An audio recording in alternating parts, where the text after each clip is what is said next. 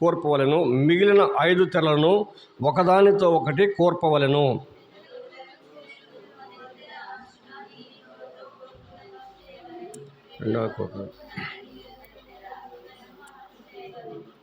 ఒక తెరలో 50 కొలుకులను చేసి ఆ కొలుకులు ఒకదానినొకటి తగులుకున్నట్లు ఆ రెండవ కూర్పునందుల తెర అంచున 50 కొలుకులను చేయవలెను. చేసి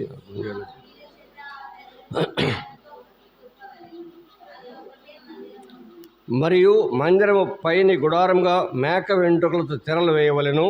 11 తెరలను వేయవలెను.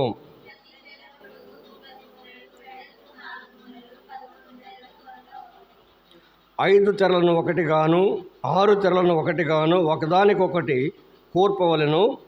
6వ తెరను గుడారపు ఎదుటి భాగమున మడవవలెను.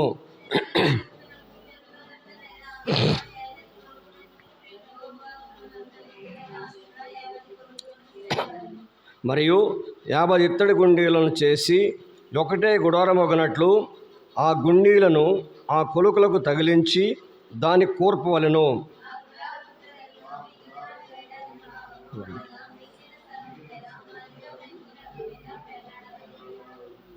మరియు గుడారపు తెరల పొడుగులో మిగిలినది ఈ ప్రక్కను ఒక మూరయు ఆ ప్రక్కను ఒక మూరయు మందిరమును కప్పుటకు ఈ ప్రక్కను ఆ ప్రక్కను దాని ప్రక్కల మీద వేలాడవలెను.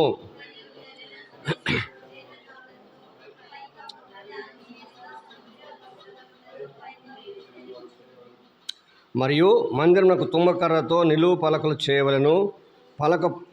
పలక పొడుగు ప్రతి పలకలో ఒకదానికొకటి సరైన 2 కుస్తులుండవలెను. అట్లు మందిరపు పలకలన్నిటికీ చేసి పెట్టవలెను.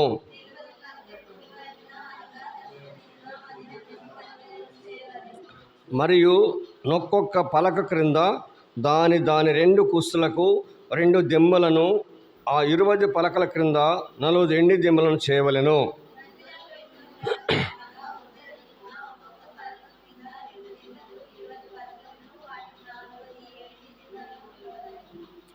పడమటి తట్టు మందిరం యొక్క వెనుక ప్రక్కకు 6 పలకలను చేయవలెను.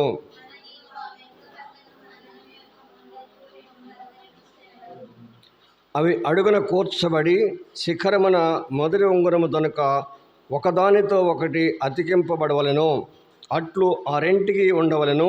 అవి 2 మూలలకు ఉండును.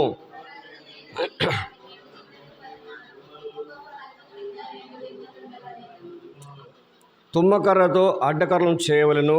మందిరం యొక్క ఒక ప్రక్క పలకలకు 5 అడ్డకర్రలను,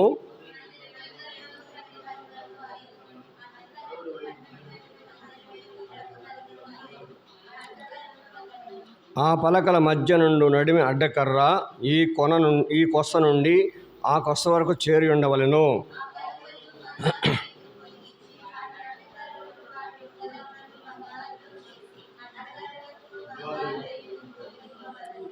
అప్పుడు కొండ మీద నీకు కనపరచబడిన దాని పలక చొప్పున మందిరమును నిలవబెట్టవలెను.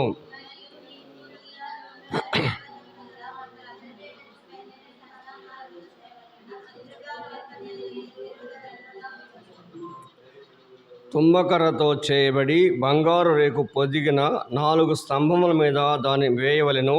దాని వంకులు బంగారువి, వాటి దిమ్మెలు వెండివి.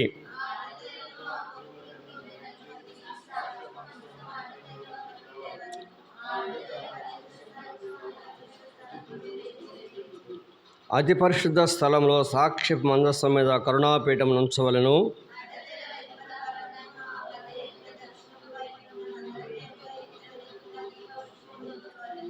మరియు నీవు నీల ధూమ్ర రక్తవర్ణములు గల పేనిన సన్ననారతో చిత్రకారుని పనైన తెరను గుడారపు ద్వారములకు చేయవలెను.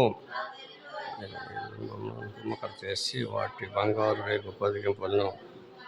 వాటి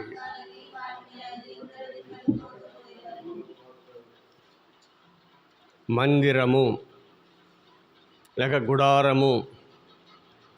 ఇదనం మనం అంశాలను ధ్యానం చేయటం లేదు, కానీ ఇప్పుడు మనం చదివిన ఈ అధ్యాయంలో నుండి లేక ఈ మందిరములో మనం ఏమేమి ఉన్నవి నేర్చుకోవటానికి, అంటే మనం ధ్యానం చేయడానికి కావాల్సినటువంటి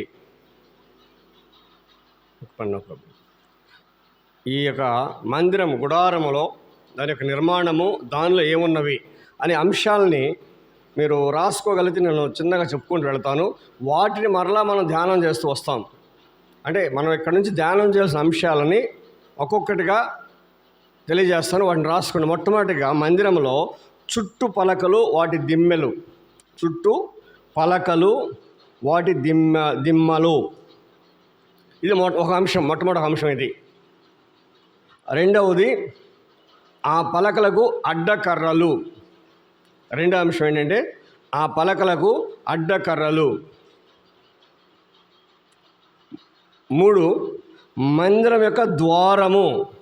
దీన్ని రెండవ తెర అంటాం. మందిరం యొక్క ద్వారము, దీన్ని రెండవ తెర అంటాం. 4 అడ్డతెర. 4 అడ్డతెర, దీన్ని మూడవ తెర అంటాం. 5 మందిరం పైకప్పులు. మందిరము పైకప్పులు. ఇదంతా కూడా మందిరం యొక్క అవుటర్ వ్యూ, బయట కనపడే ఇదంతా కూడా. లోన 6వ అంశం అంటే మందిరంలోని భాగములు, 2 భాగములు.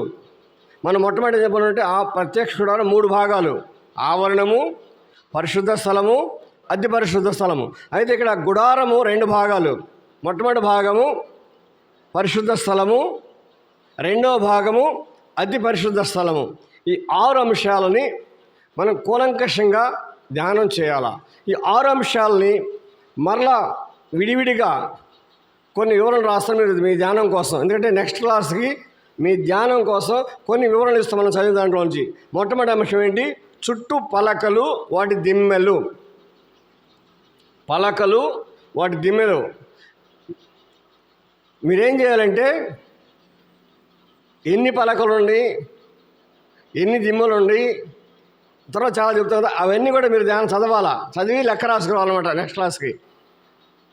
నెక్స్ట్ క్లాస్కి పలకలు, వాటి కుస్సులు, వాటి దిమ్మలు, ఇంకా చాలా వస్తాయి, లెక్కలు వస్తాయి ఇక్కడ. దీంట్లో ప్రతిదీ కూడా నెక్స్ట్ క్లాస్లో మీ దగ్గర వివరణ ఉండాలి. ప్రతి క్లాస్కి పలకలు, నేను పొడవు ఎత్తు చెబుతా. ఎన్ని పలకలు నేను చెప్పను, తర్వాత మీరు చెప్పాలి నాకు. పలకలు పొడవు 10 మూరలు.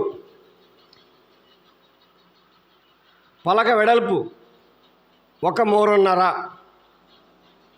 పలక పొడవు 10 మూరలు, పలక వెడల్పు 1 మూరన్నర. ప్రతి పలకకు 2 కుస్సులు.